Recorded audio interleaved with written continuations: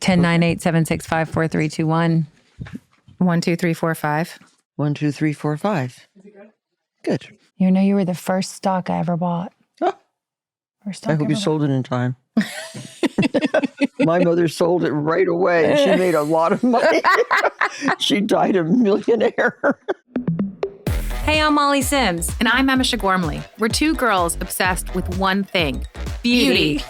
And by that, we mean everything that makes you look And feel beautiful. We're calling on our favorite health experts, industry insiders, and friends to answer all your beauty questions. With a drink in hand. Definitely with a drink in hand. You're listening to Lipstick on the Rim with Molly Sims.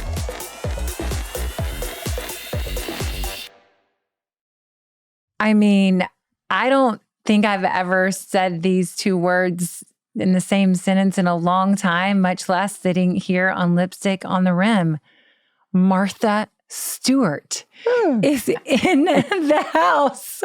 I mean, we are so excited. Thank you. And so honored to have you here. Like, truly, there's no words. We have a lot to cover.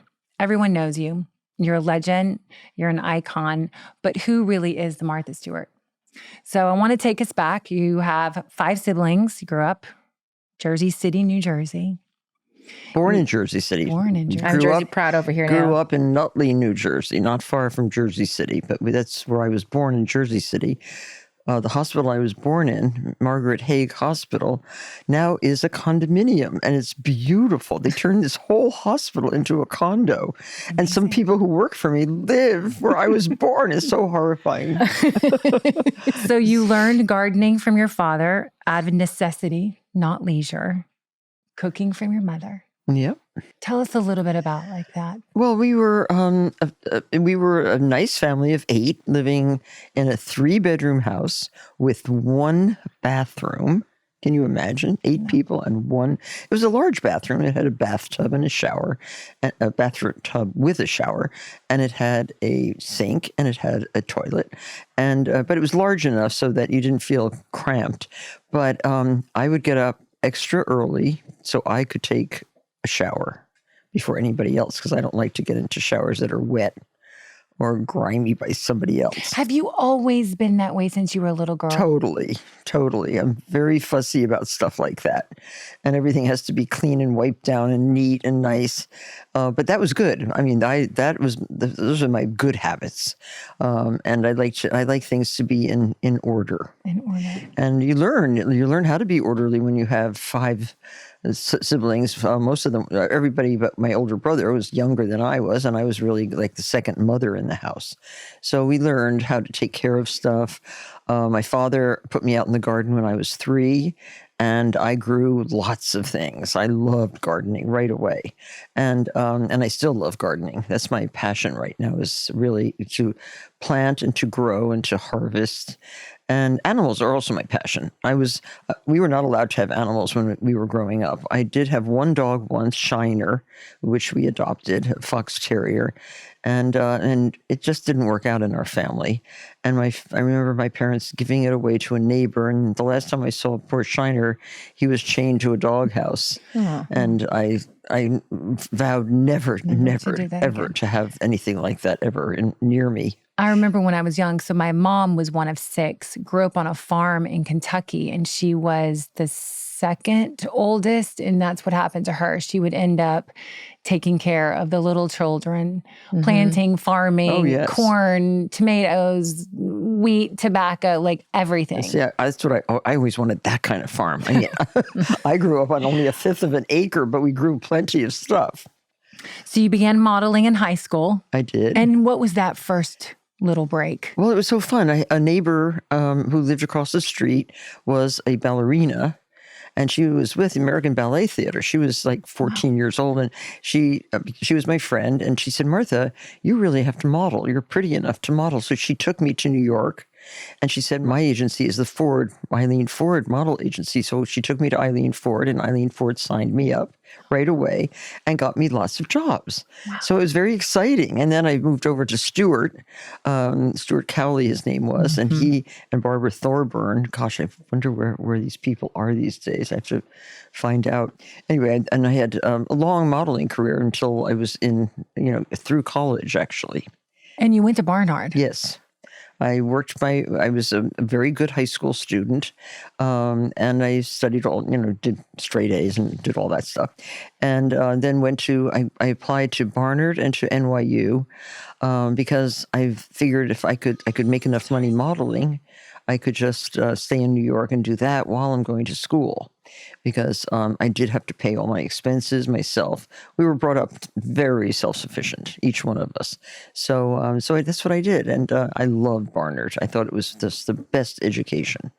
And I studied architecture, architectural history, and economics. Architecture. Yes, architecture. Wow. Now, how did you break into Wall Street? Because that was definitely a time. Martha Stewart was a stockbroker, guys. Yeah. Okay, just for the record. Yeah. And she was a hot one as well. A hot former model stockbroker. You wore these sunglasses with your hair. It was kind of long. What was that like? Oh, it was so much fun. When I was graduating from Barnard, my father-in-law had his own seat on the New York Stock Exchange, and he was trading and doing all kinds of stuff. I mean, it was a kind of a cool time. This is in the late 60s, early 70s, and so he encouraged me to become a stockbroker, and I went and interviewed 5 firms.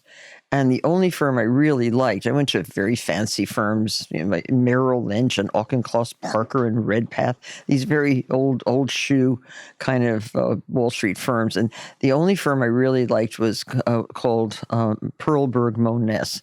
2 young guys. I think Perlberg was about 25 and Moness was about 24. They had their own firm. And they were a research firm, so they did research on all the great emerging companies, and not tech, because this is pre-tech. So this is like McDonald's. My first stock that I had to sell was McDonald's. Stop it. It had just started. Now, if I still had my original McDonald's, I would be a multi-billionaire, because that stock has been an amazing stock. Have you always been adaptable in that way? Oh, totally. Totally. I mean, I have done when I write my autobiography, you'll laugh. Every chapter will be so funny because you won't believe the things I did. But I'm still in touch with those guys. And every day started at 0. So I'm used to starting at 0 and bringing home the bacon at the end of the day, if you want to be so crass. And that's what I learned how to do. And it was very interesting because if you didn't sell some stock that day, you didn't make any commissions and you didn't get any pay. Crazy.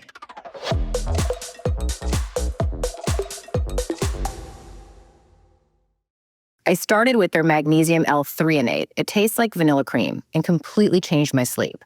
I'm waking up less anxious, more refreshed, and actually ready to tackle the day, even if it starts at 6 a.m. with a missing backpack. From there, I added their Shilajit liquid complex, this rich hazelnut cacao formula that gives me steady energy without the crash. It's my go-to fall afternoon hack when I've got a million tabs open, both on my laptop and in my brain. And the liquid colostrum, a vanilla sea salt dream that supports skin, digestion, and immunity. Heading into colder months, it feels like the ultimate multitasker. Skincare, gut health, and an immune boost all in one. Everything is clean, high quality, and so simple to fold into your daily rhythm. Most of Symbiotica's products use liposomal delivery, which helps your body absorb nutrients more effectively so you actually feel the difference. I even signed up for the monthly subscription, so it's just where I need it. No excuses. I get it delivered to my door. Go to Symbiotica.com/lipstick for 20% off plus free shipping. That's Symbiotica.com/lipstick for 20% off plus free shipping.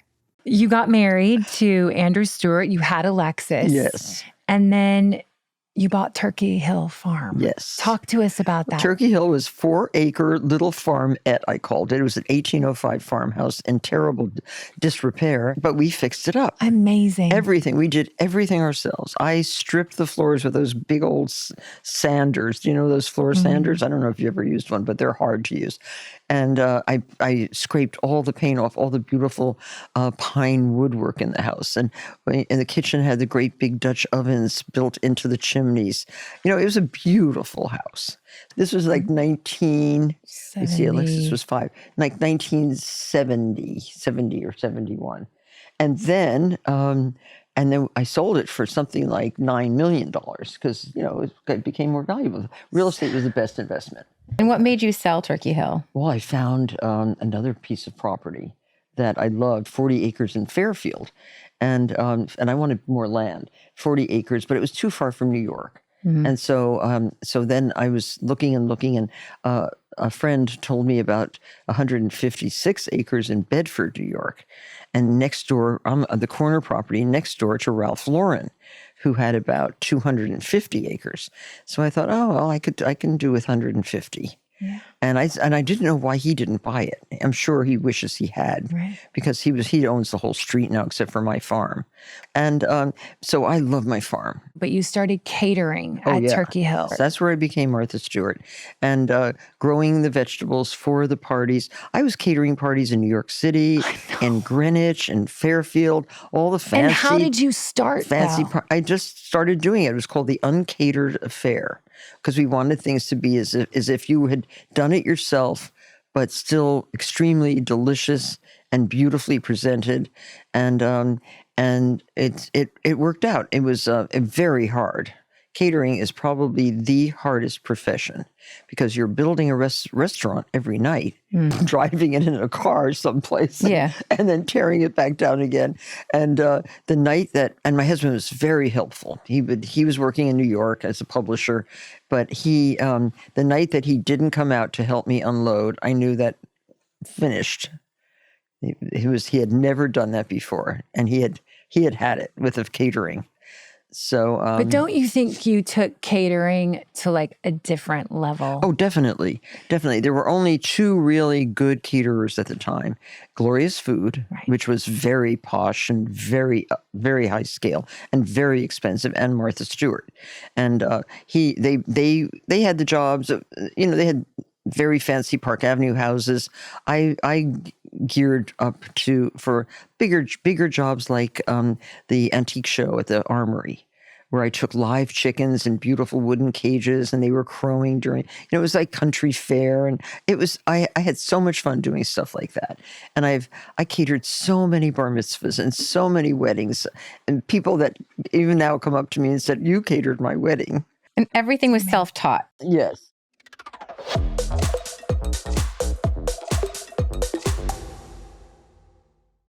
You changed the way people think of the word homemaker. Yes. In fact, you were kind of a paradox. On one hand, you were teaching women how to run their households, their kitchens, set their table. On the other hand, you were building an empire and became the country's first self-made Billionaire. Yeah, billionaire. The day I went public, I was a very, very rich woman. And that was fun. And I drove up Madison Avenue, and I said, "Oh, gosh, I could actually buy anything on the street." That's so empowering. I mean, it's so empowering. Anything. And I stupidly didn't because I'm so frugal. And so, Are you frugal? Oh, I'm so frugal. You are? Really? I am. I asked my daughter. She's the one who liked the diamonds and the fancy cars and this stuff. And I couldn't care less. I want to drive in a truck, It can be used. I don't care. What made you see that you could relate to this every woman, this every mom? I was the every woman. I don't call it housekeeping. I call it homekeeping. I really was that woman. I took care. And I now have a new term, which I just learned. I was the trad wife. You were the trad wife. I was the original fucking trad wife. And I was beautiful. I was very thin and shapely. I grew my own pigs and my own goats and my own chickens. I was the trad wife. The OG trad wife. I was. And I've been Ballerina invited. Farms ain't got nothing on I've you, been Martha. invited to Ballerina Farms. She invited me. We're going to have a meeting. That's amazing. I would love to do I'd love to do a show with her and with Nara Aziza. I love Nara Aziza too. I think she's great. I love those girls. How did you balance those two identities? It was very easy because I was steeped in business from the stock market days and all the research that I had done on companies, but I was also so interested in home keeping. That was the easy joining of two very diverse fields. And when did you know, okay, I'm Martha Stewart? Like, when did you, I know you had all your books, and then you got your show. And then you had Kmart. Kmart was Oh the my best. God, Kmart was amazing. That was the best thing. And that was negotiated actually by my husband. Wow. And he was very smart, very, very good negotiator. And he went into Kmart and said, this is Martha's a lifestyle expert and she wants to be your lifestyle expert. And he also encouraged them with my backing to do really good advertising. And so I had never advertised before that. This was the first time I was going to do commercials for product. And we did. I think if anybody watches, you can watch them on YouTube, my early Kmart commercials. They are probably the best commercials ever. I saw them. I remember those. They're so the good. best. I love them. I was working with David Metcalf. He was this very fabulous, tiny little English creative genius. And we made the best commercials. And so it was fun. I mean, all of it was fun and very hard work and very busy time and developing. And within 2 years, my business at Kmart was $1.6 billion. That's a very, very fast business. Did you feel that as you were seeing all this success, everything that was happening, you were an adjective as much as you were a verb. Something was so Martha, and Martha wouldn't do that. It was you became this for lack of a better word, an icon. Did you feel that at the same time, as much as women are who made you, like sometimes we always say this, there's also women that people want to tear you down. Did you feel that? Oh, when I signed with Kmart, I was writing my garden book, Martha's Garden Book. It was a beautiful book, and one of the clubs in Greenwich, one of the garden clubs or ladies clubs, canceled my appearance because they said, "Oh, you're too down market for us." Too down market. Too down market. With the most beautiful garden book ever.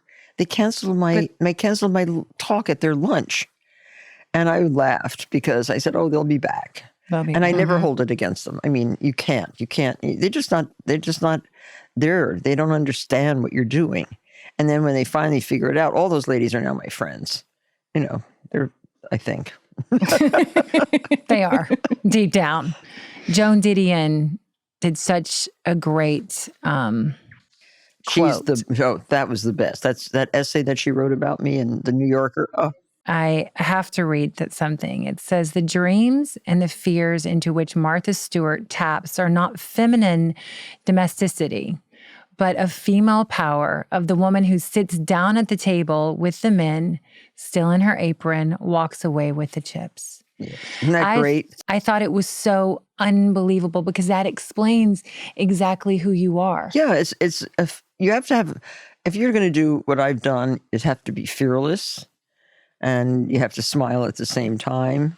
And you can't get mad at them because they're dumb. You just have to go on with it. And so, I learned that very, very early on. You're at the height of your career. You've IPO'd, you've gone public, and now it happens. Oh, well, we had a man called James Comey. Oh, my God. Remember James Comey? Where the heck is James Comey? At the time, I have to be really truthful with you. I was always pro, and my mom was very pro you, and they could never understand, how is she fucking being charged? I had to actually get up every single day, get my hair done, put on some makeup. How did you walk up those wear steps? pretty clothes and walk into that horrible courthouse. I will not even drive near that New York courthouse. I will not drive there. And they had the New York Film Festival there many times. Yeah, De Niro had all his parties there. I couldn't go to any De Niro, of them. we're not gonna go to that party this year because because it's at the wrong courthouse. But I think everybody, I mean, my husband says it all the time. We watched your documentary together and he was like, you know what? He's like, it just pisses me off because they used her as a scapegoat. Oh, I was. It was at the 100%. time when corporate diligence was at its height. Mm-hmm. Look how many men went to jail too. Lots of men, and some of them absolutely wrongly convicted. I know. And people committed suicide. And I was not going to let any of that stuff happen to me. It wasn't worth it. And so I went away to Camp Cupcake. It was a pretty horrible thing. What was that? I mean, to go from Fifth Avenue, Park Avenue, Turkey Hill. to Turkey Hill to My mom had to move into my house to take care of my animals. And she did a very good job. And I gave her lots of presents after that because she was so diligent taking care of everything. And my daughter was so kind. She came down almost every weekend, driving down to West Virginia. I also will not go to West Virginia. Courthouse in West So Virginia. what was that like? Because West like Virginia. Martha, you made something bad fantastic. I mean, imagine there those were women. 2 donkeys. My daughter would drive past this field not far from the prison, and she saw these 2 little donkeys, Sicilian miniatures, and she finally went up to the farmer and she said, "Would you sell me those 2 donkeys for my mom?" And he sold her the 2 donkeys, and they were waiting for me at home as a memory, and they're still with me. Clive is one of them, and Rufus is the other one. Clive and Rufus they must be they must be like 35 years old, these donkeys, but they're the cutest donkeys. So I have that memory. But what was it like? Because it really was like going to a bad camp for an extended stay. I had never gone to a camp except for 1 week at a Girl Scout camp in South Orange, New Jersey, in the whatever that park was called. That's the only camp I had ever gone to because we didn't have any money to send us to camp. So it was going to camp. Terrible food. Terrible. I heard you said the coffee was the coffee was like you couldn't even drink it. Yeah, I mean, I didn't even drink it. I mean, you couldn't drink it. The milk was old. Ugh. Everything came old stuff. And But you met a lot of interesting women. I did, and I met a lot of people who were there for no good reason whatsoever.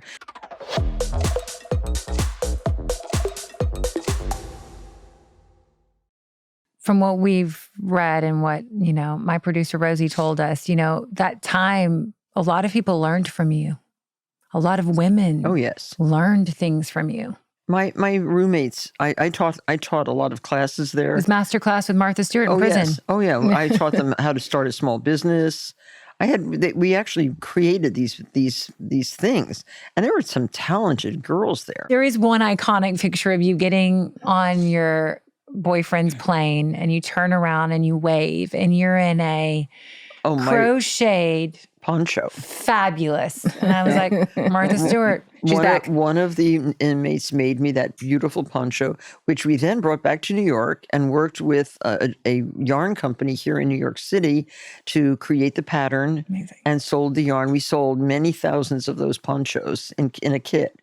And many people were wearing those ponchos. I did one TV show where everybody wore a poncho that they had made. When you think back, was there a single moment that shifted in how you saw yourself after prison? There's never one moment. It's a cumulative, hideous experience, really. But was it hard to come back and start again? No. I was really fit because I had gone to the gym every day. I had lost a lot of weight. I was fitting very nicely into my Hermes suits. You looked fabulous on the skinny plane. little pencil skirts. It was like the ultimate detox camp. Right. Skinny little pencil skirts and high heels and, small waists, all of that stuff. It was perfect. No, I had to laugh about it. I had to. If I cried about it, that would have been the end. Maybe we have to talk about your friendship with Snoop Dogg. Yeah. And your Love. Sports Illustrated cover. I mean, you have truly reinvented yourself Have you ever set out to reinvent yourself? See, or I don't call I just hate the word reinvention. Sorry, ladies, but I call it evolution. I love that. Yep. Yeah, I mean, you're not reinventing because I'm not changing. I'm still that same person, but I just evolve. And I liked rap a lot. And so I started having rappers on my show. I was the first daytime show to have rappers. I mean, the other people, I guess, didn't understand it or whatever at that time. And I had Usher, I had Busta Rhymes. This was the Mark Burnett Have you seen show. Busta Rhymes? Yes, love. Have you seen his latest thing where he talks about me? No. Oh, look him up. Oh, He's so cute, and we're still friends. Busta Rhymes. I presented him. He and I presented MTV Awards at Radio City, where he was wearing a dress he had made himself. Busta Rhymes in his little dress, and he was so proud of it. But he's so fun, and I know his son now.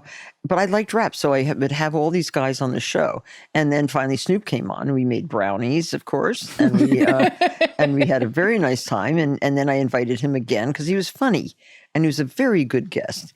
And then when I was asked to do the Justin Bieber roast, how in the world did they talk you in to doing a roast? Oh, they didn't talk me into it. They tried to talk me out of it. Stop it. My company did not want me to do it. Nobody wanted me to do it. It was the best thing you ever did. My daughter said, "Mom, do you understand what happens in a roast?" I said, "Oh, sure." I had never watched a roast. Are you kidding? And I had no idea they were going to give it back to me so badly. They did real nasty stuff. I mean, they were nasty, but I have to say, when you got up there, I'm like, what is going to happen right now? You were unbelievable. I was so that was good. The best part of the roast. I know. Well, they know that it was acknowledged that it was, and that changed my demographic like overnight.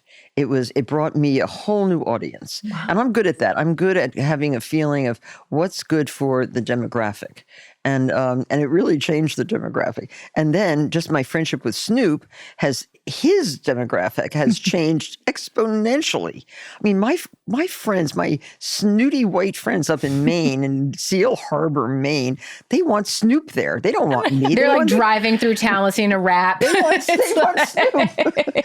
And I'm acceptable anywhere now. Every cop in New York says hi to me. You know, they just say, "Hi, Martha," and they let me go down the wrong way street and stuff like that. So I can drive through Little Compton and have no problems whatsoever. Isn't Snoop awesome? Oh, he is so awesome. He's gentle and awesome. But I'm working with him again on a big thing, Still Gin. Dr. Dre and Snoop have a really good gin called Still Gin, and I'm working with them and Jimmy Iovine to Jimmy's make amazing. Gin the new vodka. Wait till you see what we're doing. It's so much fun. What do you think? What part of your life you think has shaped you the most? I think growing up in a family of 8 people with one bathroom. I think that did it, and being encouraged to learn. That was the best thing. Both my parents who were teachers, so going back to Nutley, we were encouraged to learn something new every day, and that's one of my mottos. I think that I love that. I think that's why my generation, the younger generations, like, you're so good with change. Yeah. You're so good with being okay. Okay, if that door doesn't open, another one will door. close. Right. You have always seamlessly seemed to be okay with that. Oh, and yes. I think so many women get stuck. Like, they're afraid of change. And I have 2 mottos: learn something new every day, and the other motto is, when you're through changing, you're through. And that's it. I mean, I have friends now, unfortunately, and I feel very bad for them, they have stopped changing. So many people, I think, when they're older, they stop working, and then they stop learning. And then when they stop learning, they stop living. I agree.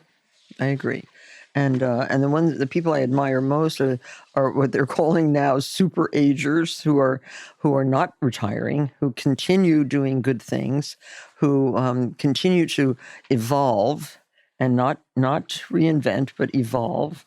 And that's what I'm going after. All right. Here we go. Uh-oh. What's a day in the life of Martha Stewart like? Okay. What does a typical morning look like for you? Do you eat breakfast? And what are you eating? Do I eat breakfast? Because we're going to live to be like it. I want to look like you. Yeah. Is really Okay. So typical day starts early. I wake up about 4. Oh, wow. 4:30. I read the entire New York Times. I do all the puzzles. Did you do the puzzles today? I did not. Oh, I do okay. Wordle I feel and connections unworthy. every day. Okay. She does a Today Wordle. it was easy. I haven't done it yet. I do it with my daughters. Very easy today. And I do letter box and I do tiles. I do all of those silly games. But it's good for your brain. It's just good. And if I go to and then I go to Pilates or I go to the gym. And I used to do it at home. I have a beautiful gym at home, but I think going off the property is better, and it's not far. It's 5 minutes. Kind of gets you up, gets you 5 out, places. gets you. So I go to my Pilates teacher, or I go to Sean, the personal trainer, and then Hello, I come, Sean. Hi, Sean. Then I come home, and then I go to. Then I have my green juice, which And is what's in your green juice? well, I grow all my vegetables. So I grow my spinach, my parsley, my cucumbers. Not the ginger. I don't grow the ginger, but ginger's in it. Half an orange, and with the peel, and lots of celery and celery leaves, and that's Celery the green leaves? juice. Yeah, the leaves are so good, and so it's a fragrant, delicious juice, and it's in a juicer, it's not in a juice extractor. So juicer, everything goes through, and then I have one cappuccino. Almond milk, whole milk. Oh, no, none of those fake milks. I didn't think so. I just had to ask you. Whole milk, but it's good farm whole milk. And then I also I make my own yogurt every week from Bat and Kill Farms, ultra, the delicious milk, cream top milk, and I make that once a week. A gallon of milk makes about maybe about 8.5 cups of yogurt, and I have that with wheat germ. And that's it. That if I have that, or I have one egg, I raise my own eggs, and my eggs are the most delicious eggs. So I might have a boiled egg or a little scrambled egg, and that's breakfast. 4 o'clock, that's early. Yeah, that's like dawn, like pre-dawn. No, it is pre-dawn. But That's like real. Here's the secret for everybody who really wants to get a lot done in a day. Make sure. I live on a farm. Everybody comes to work at 7. Right. So you can't be in bed if they come. Yeah. So you have to be up. You have to be up, and you have to show them that you're as lively as they are at 7 a.m. So that's what I do. So what time do you go to bed if you wake up at 4? It depends what I've done. I work in New York, so I drive into New York most every day. And You drive in every day almost. almost, or travel. I travel a lot too. So I'm doing all this stuff. What do you eat for dinner? I like Japanese food. So I love Japanese. My favorite. I could eat. loves- I had mercury poisoning. I ate so much sushi. you literally- right here you have a Japanese restaurant. I know. It's so Right here at good. Sony. I was sorry I haven't eaten lunch. I had Via Codrono makes a delicious vegetable soup. Do you know that? Do you know Via Codrono on 73rd Street? I get this pureed vegetable soup that they make. I make the same one at home, but today I had that. It was so good. I don't eat much for lunch. Do you eat meat? Rarely. Rarely. I eat fish, You eat fish. but not much meat. I don't remember the last time I had meat. Have you always been No. No. It's just my daughter's a vegetarian. My grandchildren are pescatarians. Right. And although now the boy is asking for steak when we go out without his mother. Now, what's your go-to cocktail? I don't drink too much anymore either. I used to have one cocktail of vodka. I like vodka, but now I like gin. I can't wait for the gin. I want to try the gin. Yeah. You're going to make gin cool again. Oh yes, very cool.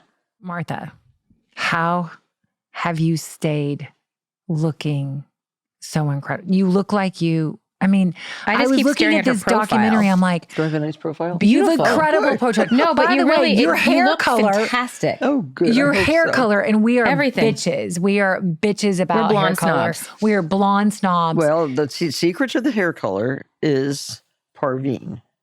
Parveen. What's Parveen? Yes, Parveen, this Persian fabulous hair colorist. She was at Frederick forever, and then she was at John Barrett, and now she's at Julian Farrell. and she is numero uno hair colorist. Well, your By blonde the way, is... you're blonde because you know what? It's like got depth and dimension. Yeah, no, it looks. she does a beautiful job. And you're not fully gray. No, No, not gosh, at all. No, no. My mother wasn't gray at 80. How old was she? 93. Okay, Botox, laser. Tell me everything. I don't like Botox. I once had Botox here because I had those lines here. In the middle of your forehead? And right here. The 11s, yeah. Frown lines. And so I had Botox, and then my eyebrows went like that right by mistake.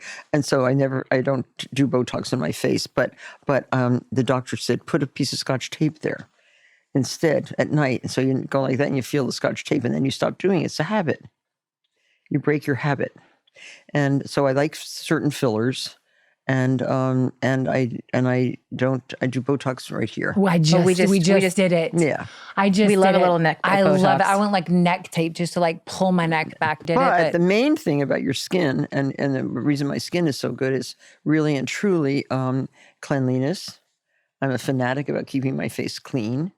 I clean it with almost an oil at night, and a hot rag, hot washcloth, and make sure every speck of makeup is taken off, and then my serum, and that's why I work so hard, really, for this. Okay, serum. we have to talk about the serum. it. Okay, guys, with here's it. my serum. Elm Biosciences. Sciences, She yes. just launched after 5 years of research and development. First of all, huge congratulations. This product is amazing. Tell everyone about it, and then you got to talk about your supplements. Yes. Well, this is a beautiful serum that is, we worked 5 years on this, and it's beautifully packaged.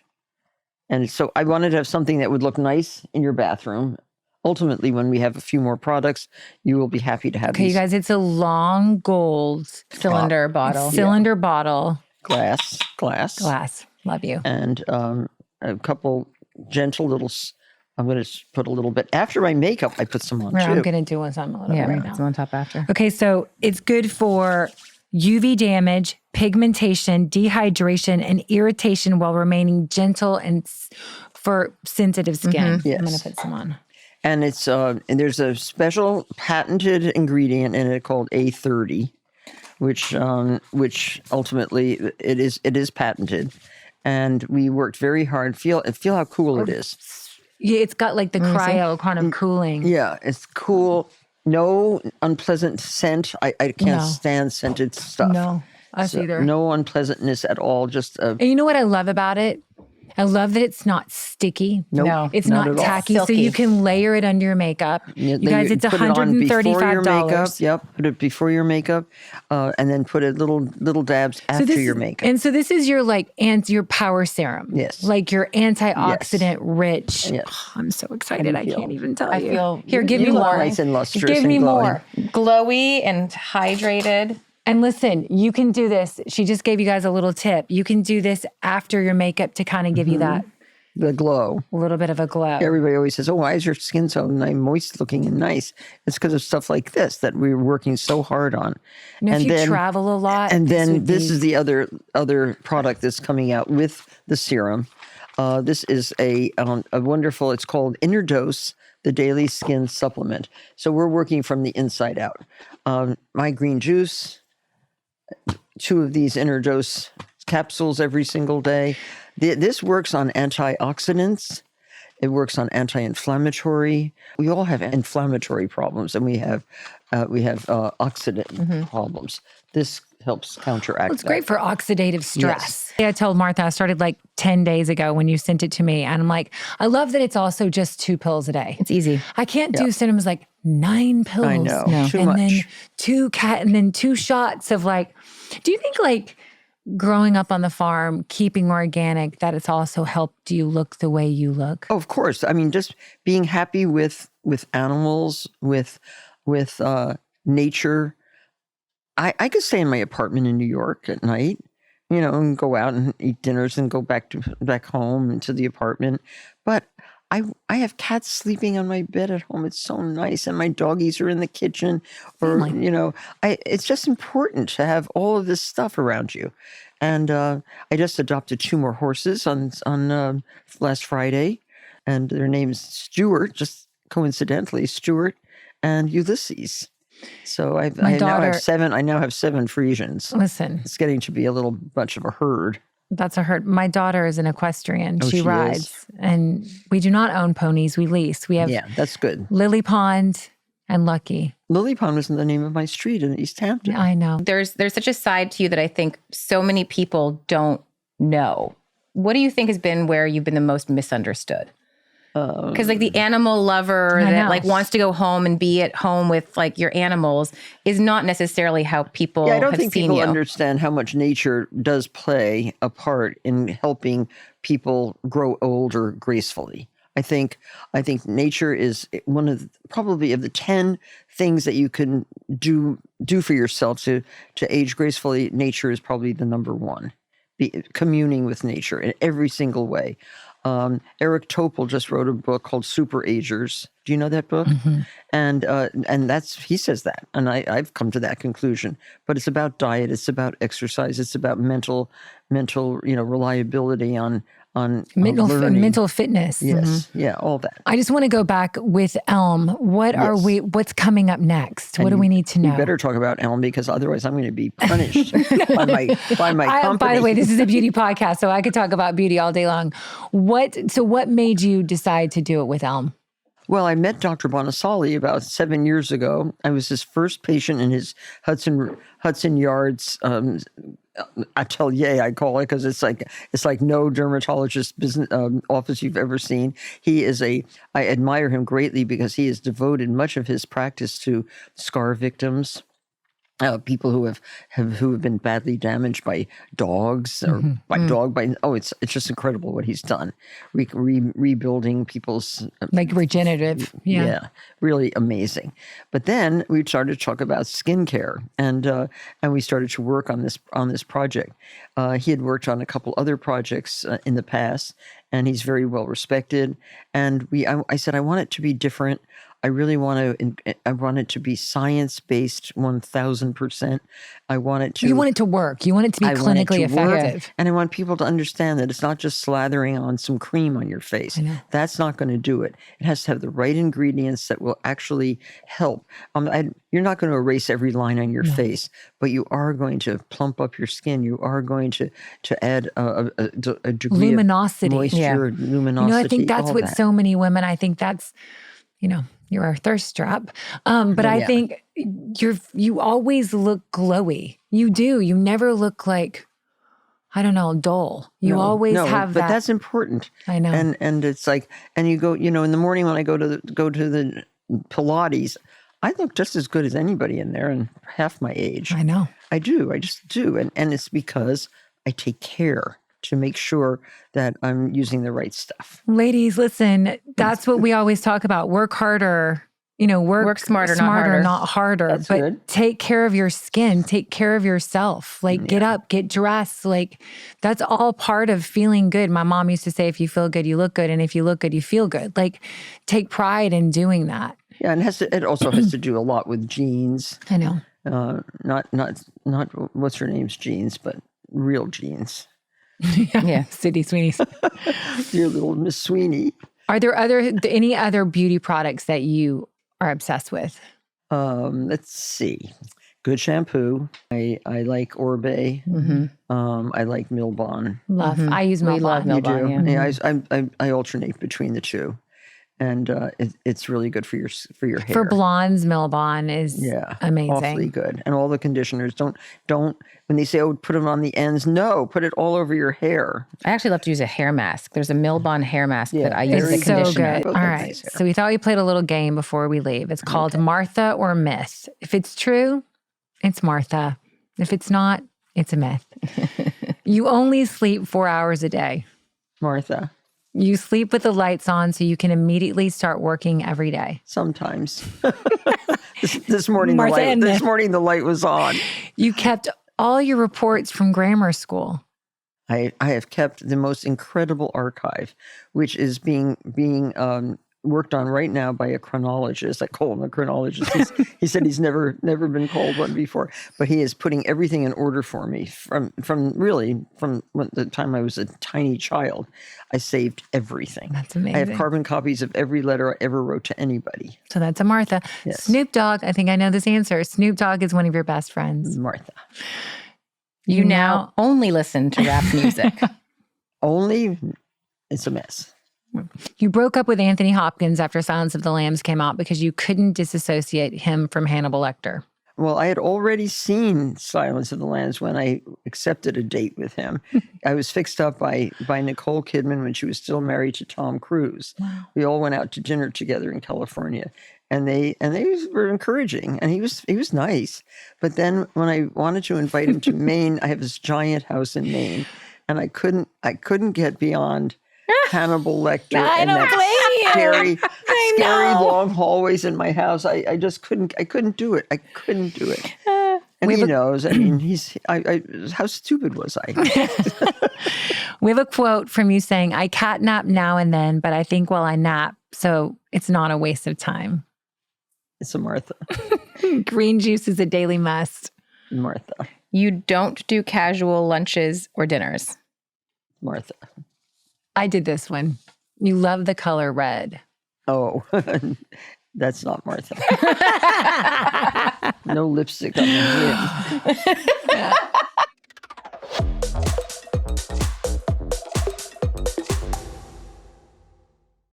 We always ask every guest before they go, if you could give advice to your 10-year-old self, what would it be?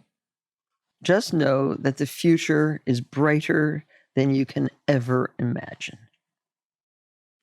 I mean, you are amazing. You're an icon. You're an inspiration.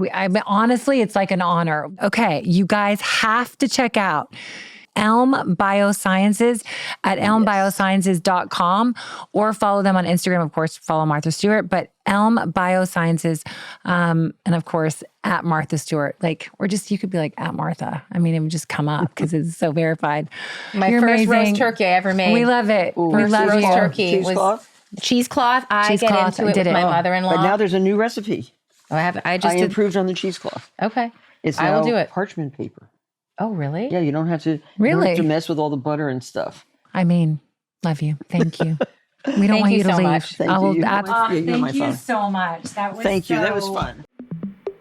Thanks for listening to Lipstick on the Rim with Molly Sims and my ride or die, Emese Gormley. We are so excited to bring you guys along on this journey with us. You can find us on Instagram and TikTok at Lipstick on the Rim and at Molly B. Sims. Or you can go to my blog where you can dive just a little bit deeper into my favorite products, trends, and more at mollysims.substack.com. And don't forget to check out our video episodes on my YouTube channel, Molly Sims. This podcast is a production with Sony Music. I wanted to give a special thanks to my team, Rosie Cummings, Kenna Ryan, Safin Kevorkian, and everyone at Sony Music. Don't forget to listen and follow wherever you get your podcasts so you never miss out on the fun.